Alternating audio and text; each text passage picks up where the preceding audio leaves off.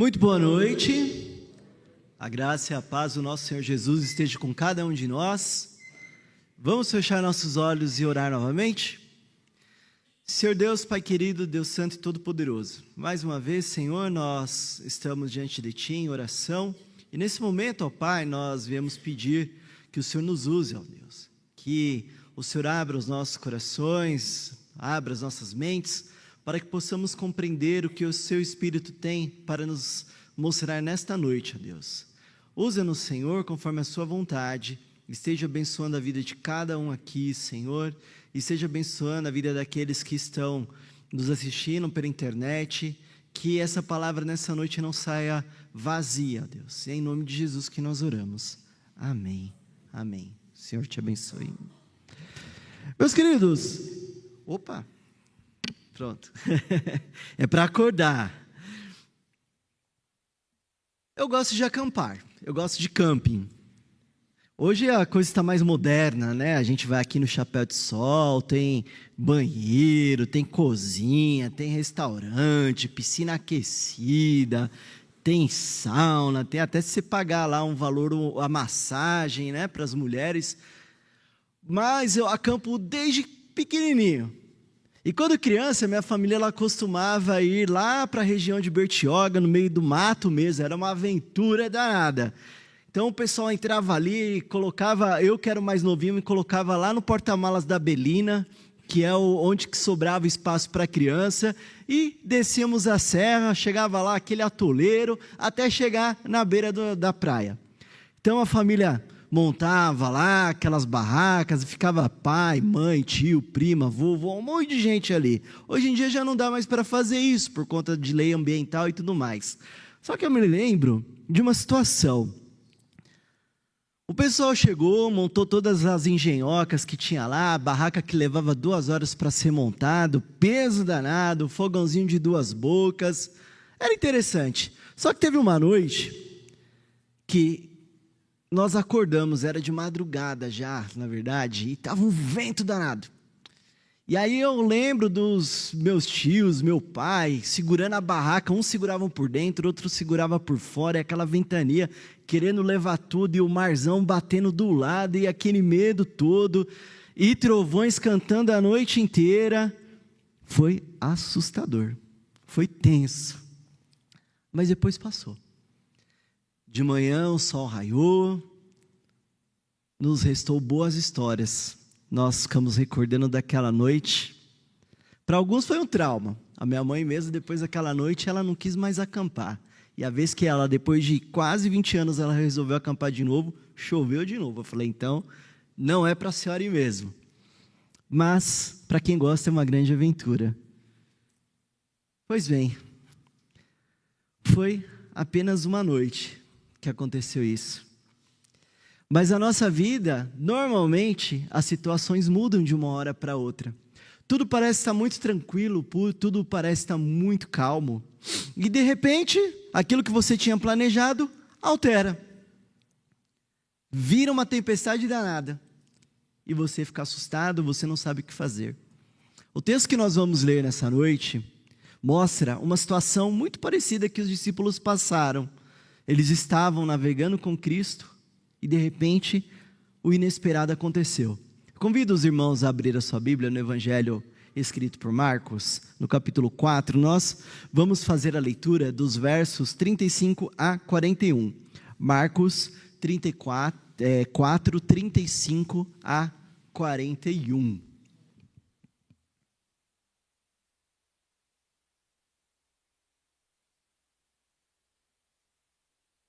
A palavra do Senhor diz, naquele dia, sendo já tarde, disse-lhes Jesus, passemos para a outra margem. E eles, despedindo a multidão, o levaram, assim como estava, no barco, e os outros barcos o seguiam. Ora, levantou-se grande temporal de vento, e as ondas se arremessavam contra o barco, de modo que o mesmo já estava a encher-se de água. E Jesus estava na popa, dormindo sobre o travesseiro. E eles os despertaram e lhe disseram, mestre, não te importa que pereçamos? E ele, despertando, repreendeu o vento e disse ao mar, acalma-te, emudece. O vento se aquietou e fez-se grande bonança. Então lhes disse: por que sois assim tímidos? Como é que não tendes fé?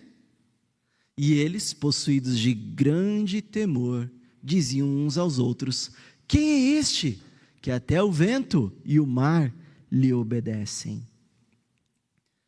Meus amados, embora tivessem passado por uma grande tempestade, nada estava fora do controle de Cristo. Tanto é que ele demonstra o seu poder naquele momento e acalma a tempestade e ainda exorta os discípulos para que eles tivessem fé. A nossa vida pode ter muitas tempestades, mas acalme-se. Acalme-se, nossa vida está nas mãos daquele que acalma uma tempestade e o mar lhe obedece. As tempestades nas nossas vidas, elas trazem algumas consequências, e algumas consequências negativas, sim. Depois do Sermão do Monte, Jesus, ele caminha por Cafarnaum, e grande multidão seguia. Lá estava sendo seguido porque ele fazia milagres, porque ele expulsava demônios, porque ele curava enfermos, e isso causava grande admiração para aquelas pessoas. Afinal de contas, o homem que todos estavam esperando estava diante dele, o próprio Messias. Mas era chegado o momento em que Jesus deixaria aquela multidão na beira da praia e seguiria com os seus discípulos num barco. Era um momento entre eles e os seus discípulos. Deixando então a multidão na beira da praia, segue Cristo em direção à província dos Gadarenos. E tudo parecia muito tranquilo, tudo parecia muito normal, todos estavam no barco com Cristo. Qual problema poderia acontecer? Afinal de contas, eu estava com o Mestre Jesus.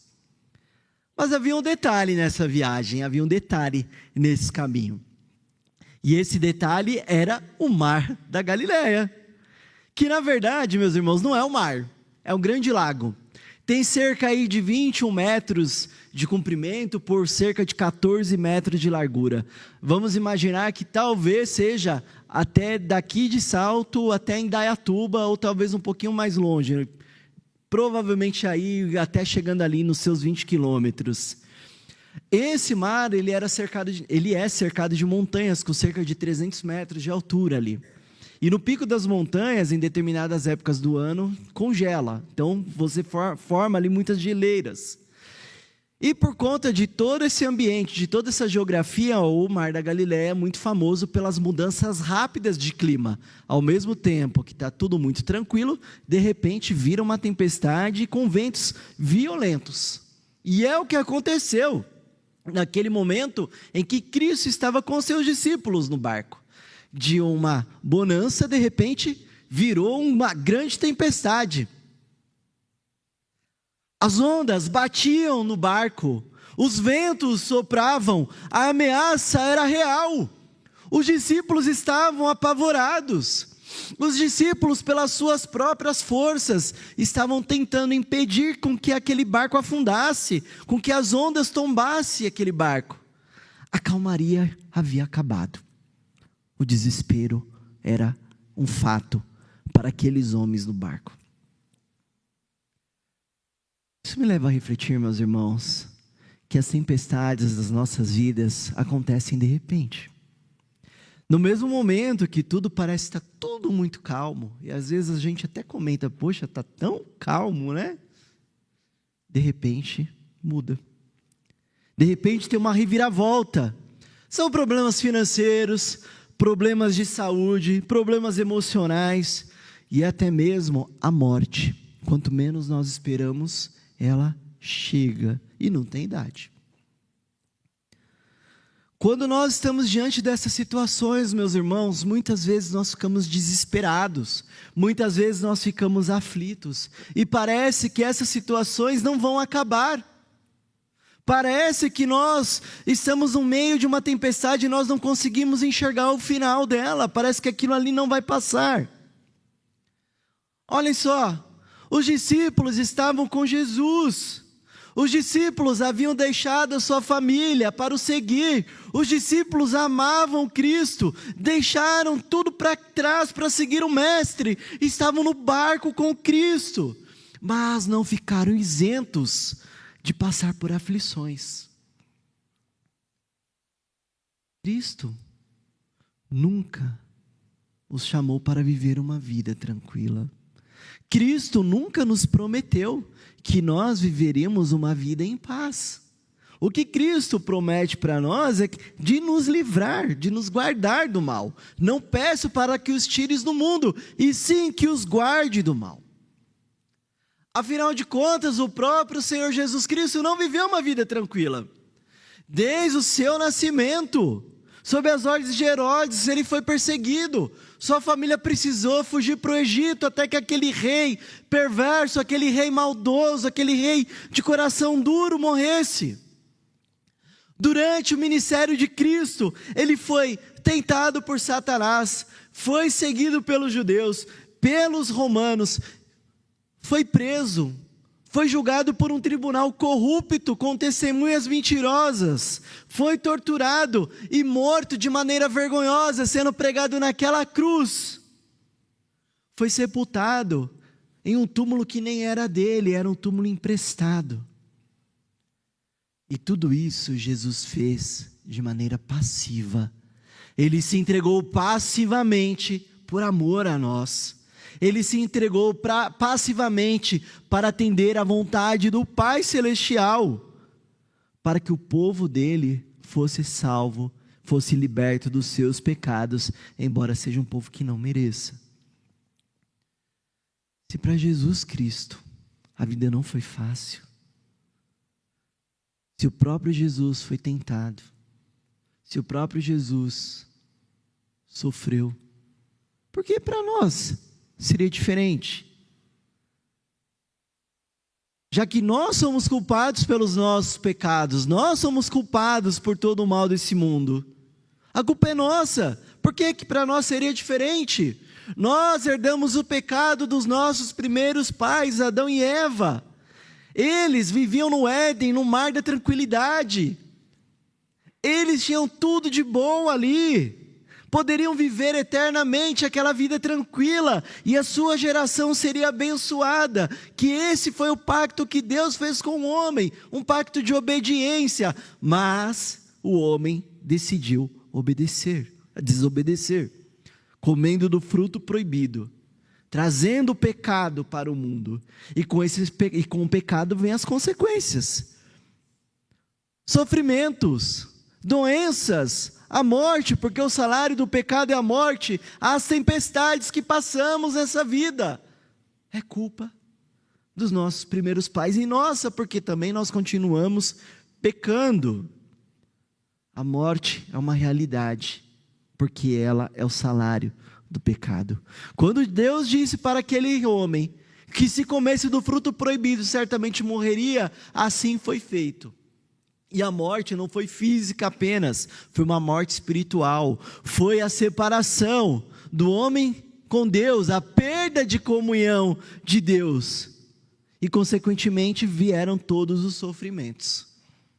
O Catecismo Maior, na questão 27, ele explica que a miséria que o pecado trouxe ao gênero humano foi a perda de comunhão com Deus, o seu desagrado e maldição, de modo que nós todos somos por natureza filhos da ira, escravos de Satanás e justamente expostos a todas as punições neste mundo e no vindouro.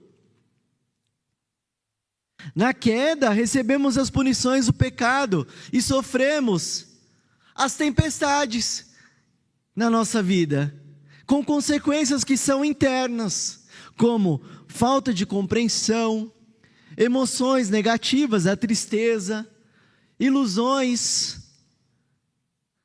coração endurecido, consciência pesada, sentimentos depravados. Nós lutamos contra esse mal que habita em nós, vivemos isso constantemente. E também A consequência da queda nos trouxe consequências externas, como castigo divino sobre todas as criaturas por nossa culpa. Toda a natureza sofre com as consequências do pecado. Todos os males que o nosso corpo sofre. Os nossos bens sofrem, as relações de trabalho são difíceis. O trabalho foi criado por Deus. Quando Deus determinou a Adão que ele cuidasse de tudo, era um trabalho, mas era um trabalho bom, não tinha o pecado. A partir do momento que o pecado entra no mundo, o trabalho se torna algo cansativo, algo ruim, algo desgostoso, e é uma necessidade para que a gente possa comer. E a pior de todas as consequências externas, a morte. As consequências não ficarão apenas nesse mundo. Para aqueles que não estão em Cristo, receberão as consequências no mundo vindouro, como a separação eterna da presença consoladora de Deus, e os tormentos mais penosos na alma e no corpo, sem intermissão, no fogo do inferno, para sempre. Essa é uma promessa de Deus para aqueles que não estão com Ele. O Senhor Deus é amor, mas é justo e pune o pecado. Portanto, entendemos que desde a desobediência do homem lá no Éden, nós passamos a viver em um mundo sujeito a grandes tempestades. Para nós logo passarão, para os filhos de Deus. Mas aqueles que permanecerem nessa vida de desobediência sem Cristo Jesus, chamados filhos da ira, escravos de Satanás, viverão eternamente em tempestades. As suas tempestades, as suas dificuldades serão eternas. Para os filhos de Deus, as tempestades trazem consequências positivas, sim. O reverendo Hernandes Dias Lopes, em seu livro Marcos, o Evangelho de Milagres, ele diz que as tempestades são perigosas, não são administráveis e são surpreendentes. Elas são perigosas porque elas nos causam desespero. Inclusive o desespero de estar diante da morte. Os discípulos estavam desesperados, pois eles estavam diante da morte. Eles estavam lutando pela vida. Elas não são administráveis, porque a fúria daquela tempestade era maior do que a força deles. Muitas provações que nós passamos nesse mundo são maiores que as nossas forças. E o Senhor tem estado conosco. Elas são surpreendentes, porque apesar dos discípulos, muitos deles serem notáveis pescadores, conhecerem o mar da Galileia de ponta a ponta, naquele momento eles estavam despreparados. Eles foram surpreendidos com a fúria dos ventos e da água. Mas nada daquilo estava fora do controle de Jesus. Nada daquilo fugiu do controle soberano do nosso Deus. O Senhor tem cuidado de tudo.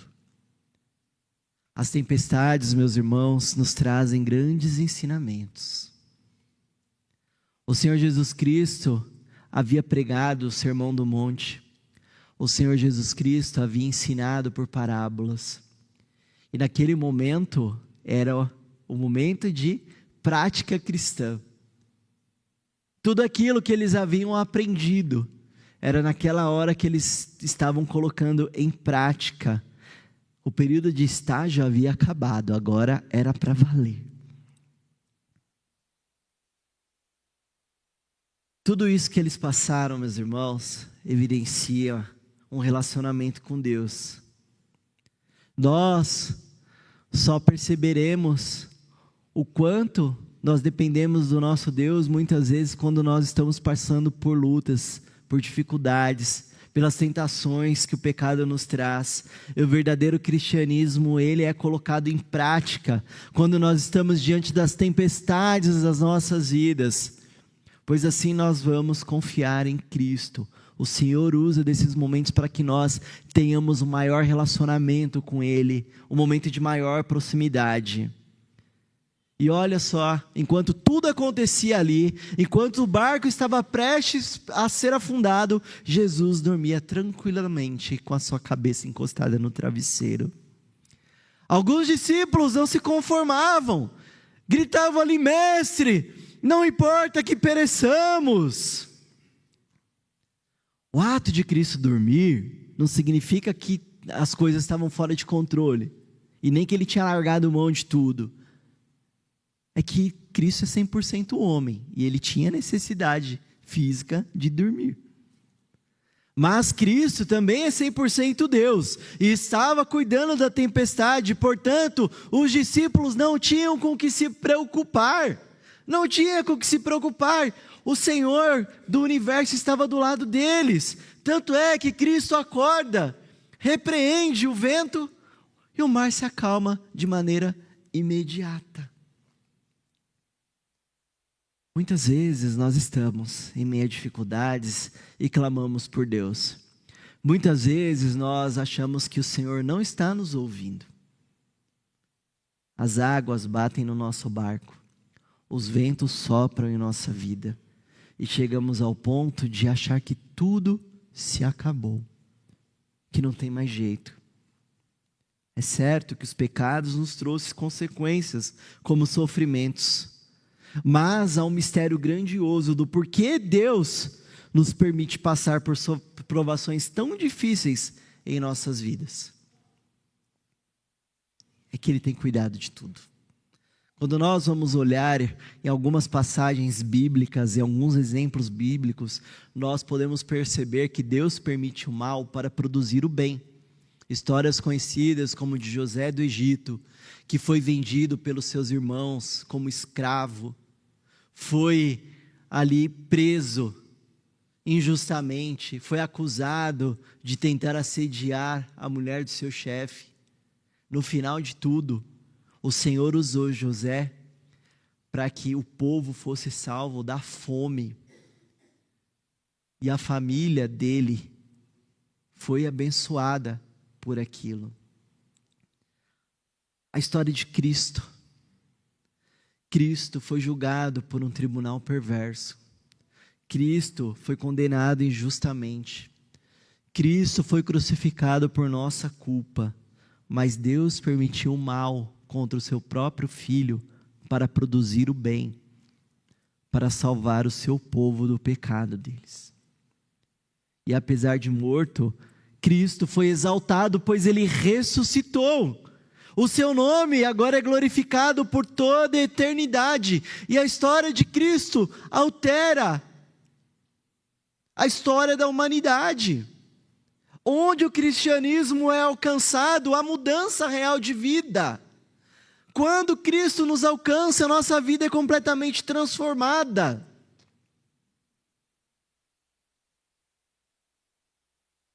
E o Senhor mesmo nos permite passar por aflições para que o nome dele seja exaltado.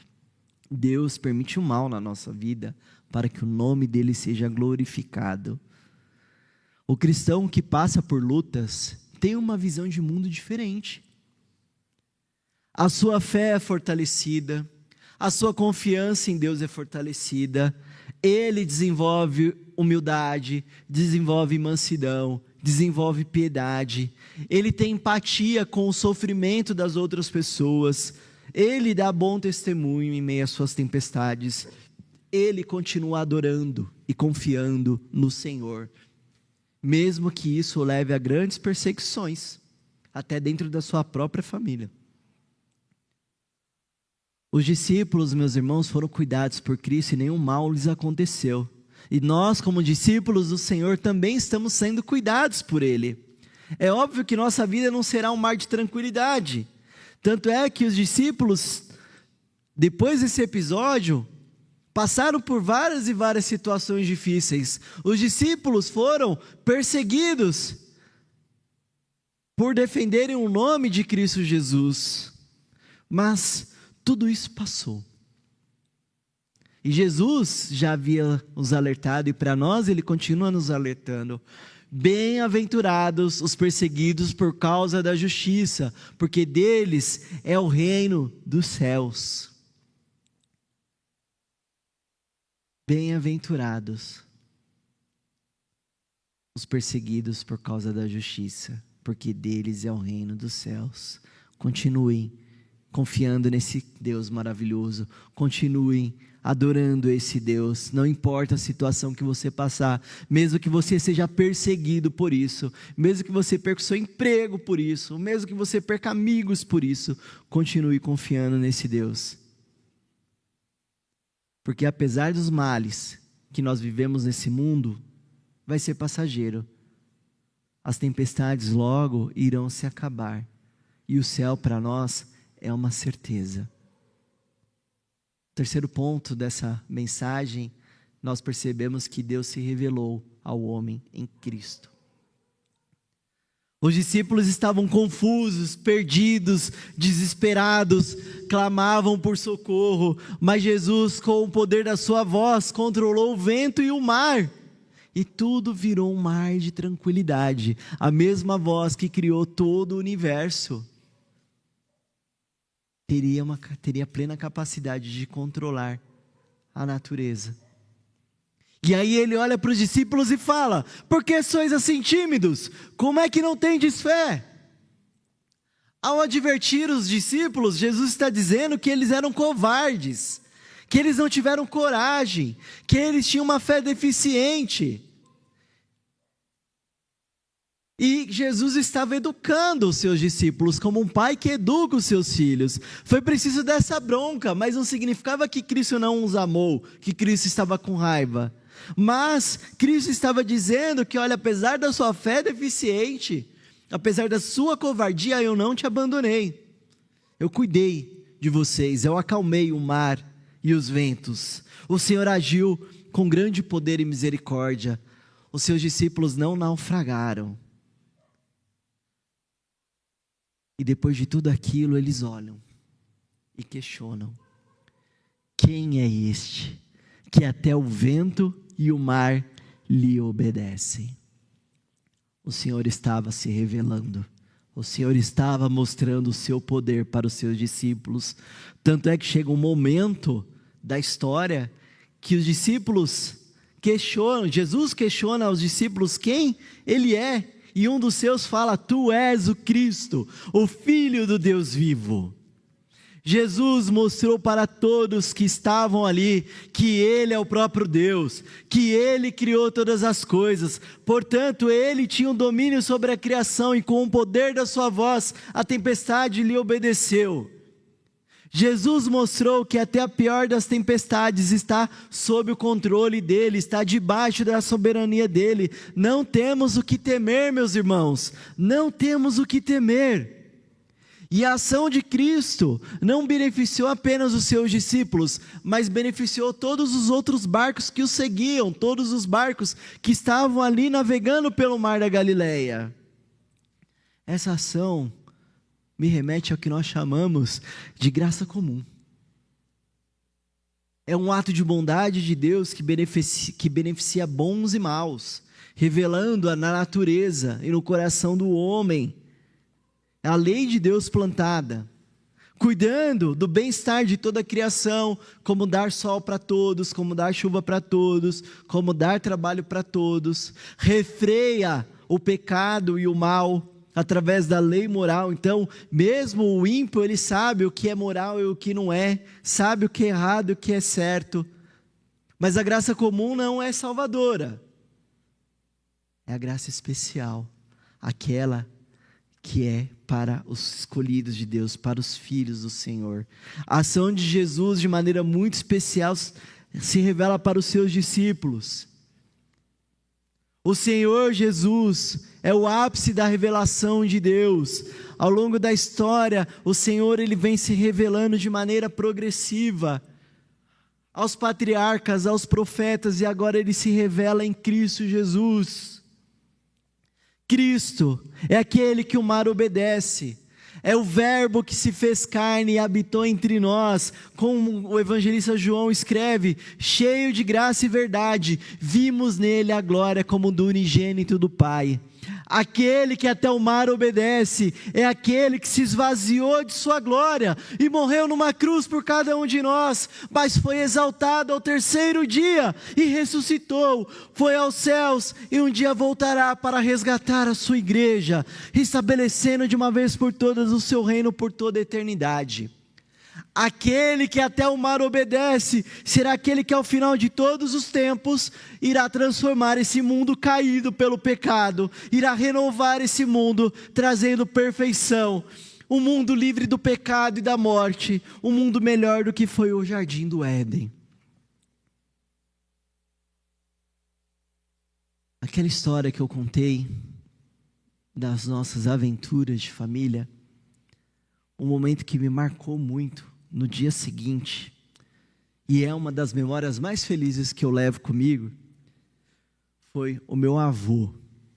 Meu avô, ele estava com uma bermudinha preta, jogando futebol com os primos, na beira da praia ali, e os pequenininhos, eu estava no meio dos pequenos, comendo algum lanchinho que as tias fizeram ali, e aquela é uma das melhores recordações que eu tenho depois de uma grande tempestade. Eu tenho certeza que essas memórias felizes não se comparam àquilo que o Senhor tem preparado para nós no seu reino celestial. Eu tenho certeza que nem olhos ouviram, nem ouvidos ouviram aquilo que o Senhor tem preparado para os seus filhos. As tempestades vão acabar, as tentações vão passar, os nossos sofrimentos não serão eternos, a nossa luta não será eterna. Aqueles que estão em Cristo receberão a vida eterna. Deus prometeu cuidar de nós na eternidade. Deus nos dá a vida eterna, pois todo aquele que nele crer não perecerá, mas viverá eternamente. Para concluir, meus irmãos, quero destacar alguns pontos que nós aprendemos aqui nessa noite, como vamos passar por tempestades. Isso é consequência do pecado, mas elas não serão eternas. As grandes dificuldades que nos causam medo, ansiedade, desânimo, preocupação, tudo está no controle de Deus.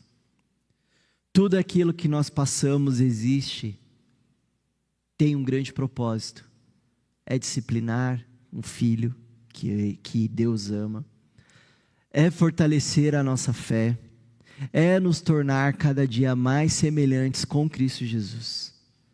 Mas o maior propósito de todos é glorificar a Deus, porque nós fomos criados para glorificar a Deus e gozá-lo dele para sempre. Apesar de parecer ser muito difícil, como qualquer tempestade, ela vai passar, vai ter um final, e por meio da graça de Jesus, esse final será grandioso. Será grandioso porque através dele nós viveremos, juntamente com o povo escolhido, a vida eterna, sob os seus cuidados, livre de qualquer tempestade, livre do pecado. Porque Cristo já pagou o preço por isso. O preço pelo nosso pecado foi pago naquela cruz, onde ele carregou o peso da ira de Deus, não só o madeiro que pesava sobre ele, mas a ira de Deus que pesava sobre ele. Ele provou o gosto dessa ira, por amor a cada um de nós. Cristo escolheu sofrer. Cristo escolheu sofrer por amor a você, a mim. Cristo virá para resgatar a sua igreja. Não é a placa da igreja, mas a igreja é formada pelo povo eleito, pelo povo escolhido por Deus, aqueles que se arrependeram, que confessam Cristo como seu único e suficiente Salvador. Portanto, meus irmãos, permaneçam firmes, não desistam, continuem caminhando. Se você enfrenta uma dificuldade na sua luta contra o pecado, é um vício que você tem, é algo que te afasta de Deus, Entregue a sua vida para Cristo. Dobre os seus joelhos, confie nele que ele vai mudar essa situação. O Senhor não nos traz tentações maiores do que nós podemos suportar. As provações pode ser que sim. Dificuldades na vida pode ser que aos olhos humanos nós realmente não suportamos, mas as tentações não. O Senhor, Ele está conosco até o dia de Cristo, nos fortalecendo e nos erguendo em qualquer circunstância das nossas vidas. O Senhor tem nos amado. O Senhor tem nos amado ao ponto de trazer meios de graças para que nós não esqueçamos dEle. E um desses meios é a ceia do Senhor, que logo mais nós iremos participar. A ceia do Senhor é um memorial em que nós relembramos o sacrifício de Cristo e juntamente com Ele, através do seu Espírito, nós celebramos esse momento, nós participamos desse momento. E a sua ordem é que nós nos examinemos a nós mesmos para não tomarmos juízo contra nós. E a sua ordem é que nós tomemos do cálice e comamos do pão até a sua volta, até o dia que Ele virá para resgatar a sua igreja. Meus queridos, nunca esqueça daquilo que Jesus fez por cada um de vocês. Não esqueça do sacrifício dele, que não foi em vão. O sacrifício dele foi eficaz para salvar o povo escolhido. Feche seus olhos, vamos orar novamente, falar com Deus. E enquanto isso, o reverendo Carlos já se prepara para dar continuidade ao culto através da celebração da ceia. Senhor Deus, Pai querido, mais uma vez nós colocamos as nossas vidas em Suas mãos, Senhor. Nós pedimos misericórdia sobre nós. Nos ajude, Senhor, na nossa luta contra o pecado. Nos ajude, Senhor, na luta que nós enfrentamos com as consequências internas e externas que o pecado nos traz. Esteja conosco sempre, Senhor, nos sustentando, enxugando as nossas lágrimas, consolando-nos nas nossas aflições, dando o necessário para que possamos viver, ó Deus, glorificando e engrandecendo o Teu santo nome. E é em nome de Cristo Jesus que nós oramos. Amém, Senhor.